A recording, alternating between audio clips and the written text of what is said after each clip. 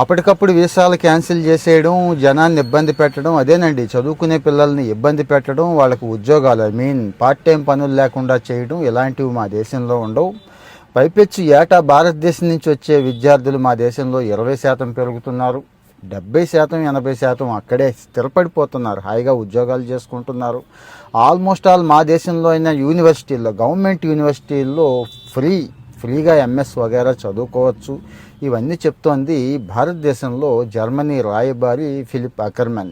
నిన్న ఒక famous మ్యాగజైన్కి interview ఇస్తూ ఈ విషయాలన్నీ చెప్పాడండి. నేను చెప్పేది ఏంటంటే, జర్మనీ వెళ్ళండి, అమెరికా వెళ్తే ఒకలా ఉంది, బ్రిటన్ వెళితే అక్కడ కొడుతున్నారు కూడా, ఇంకా కెనడా ఇంకా పరిస్థితి సెట్ అవ్వలేదు, ఆస్ట్రేలియా అక్కడ పరిస్థితి ఘోరంగా ఉంది. ఏది ఆ వైట్స్ పీపుల్ ఎవరైతే ఉన్నారో మనలాంటి వాళ్ళని రానివ్వట్లేదు. కాబట్టి సేఫ్ సైడ్ చూసుకోండి. ఇక్కడ నెగిటివ్ కామెంట్స్ పెట్టకండి. జర్మన్ లాంగ్వేజ్ నేనున్నాను ఎవడో ఒకడు పెడుతూ ఉంటాడు, ఏం పట్టించుకోవద్దు.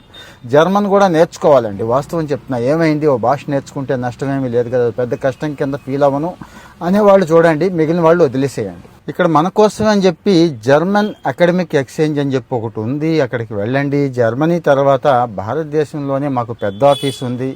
అలాగే భారతీయులు చాలా ఫ్రెండ్లీగా ఉంటారు. భారతదేశంలోనే మీరు 3-4 భాషలు వచ్చు, మీకు తెలియకుండా తెలుగు వచ్చు, హిందీ వచ్చు, ఇంగ్లీష్ వచ్చు. ఇది జర్మన్ పెద్ద విషయం కాదు, మీరు నేర్చుకోవచ్చు. పైపెచ్చు మా యూనివర్సిటీల్లో చాలా చాలా తక్కువ ఫీజులు, గవర్నమెంట్ అయితే ఫ్రీ, మిగిలినవి చాలా తక్కువ ఫీజులు.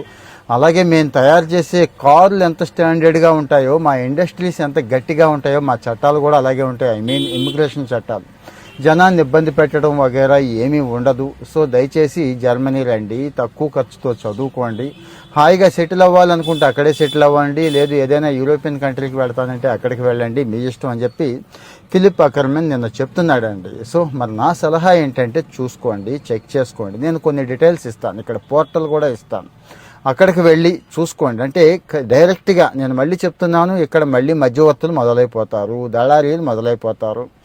జర్మన్ యూనివర్సిటీలు అని చెప్పి తీసుకెళ్తున్నారు, ఆయన కూడా చెప్తున్నాడండి, కానీ జర్మనీలో కాకుండా పక్క దేశాలకు పంపిస్తున్నారు అని చెప్పి చెప్తున్నాడు. సో డైరెక్ట్గా అప్లై చేసుకోండి. గవర్నమెంట్ యూనివర్సిటీలో సీట్ వస్తే సూపర్, ఒకవేళ లేదు అంటే ప్రైవేట్ యూనివర్సిటీల్లో ఏది బాగుందో చెక్ చేసుకోండి, మంచి చోట కౌన్సిలింగ్ తీసుకోండి.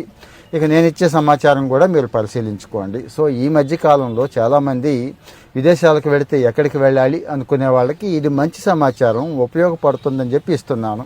ఇది ఇంజనీరింగ్ వాళ్ళే కాదండి, సైన్స్ వాళ్ళకి కూడా ఇక్కడ చాలా చాలా అవకాశాలు వస్తున్నాయి. ఇంజనీరింగ్ వాళ్ళకి చెప్పక్కర్లేదు, జర్మనీ అంటేనే సూపర్ కదా, ఎక్కువ ఎంఎస్ చేయడానికి వెళుతున్నారు కదా, వాళ్ళకి ఇది ఉపయోగపడుతుంది.